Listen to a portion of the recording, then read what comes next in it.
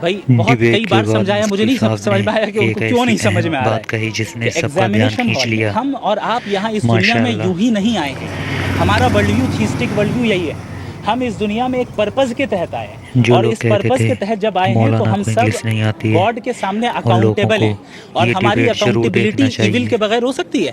ایک انسان کے پاس اگر ایول کرنے کو آپشن ہی نہ ہو، وہ تو مجبور ہو گیا نا اچھا کام کرنے پہ، تو فری ول کہاں رہا؟ لیکن ہم جانتے ہیں ہم اور آپ کے فری ول موجود ہے۔ تو خدا نے لکھا ہے نا۔ تو مقدر کا مطلب آپ کیا سمجھتے ہیں؟ مقدر کا مطلب یہ نہیں ہوتا ہے کہ تقدیر میں جو خدا نے لکھ دیا وہ فورس کر دیا۔ تقدیر از دا نالج آف اللہ، مقدر is the knowledge of Allah. For example ایک ڈاکٹر ہے، اس نے دیکھا ایک مریض کی حالت اتنی خراب ہو گئی ہے کہ یہ 1 مہینے سے زیادہ زندہ نہیں رہ پائے گا، اس نے اپنی ڈائری میں لکھ دیا کہ بھائی یہ 1 مہینے کے اندر مرے گا، اور وہ مر گیا۔ کیا ڈاکٹر کے لکھنے کی وجہ سے مرا یا اپنے کنڈیشن کی وجہ سے پڑا ہے؟ کیس میں تو ایسا نہیں ہوتا، ہر ایک کیس میں ایسا ہی ہوتا ہے، ہر ایک کیس میں ایسا ہی ہوتا ہے۔ خدا ہر چیز کا علم رکھتا ہے۔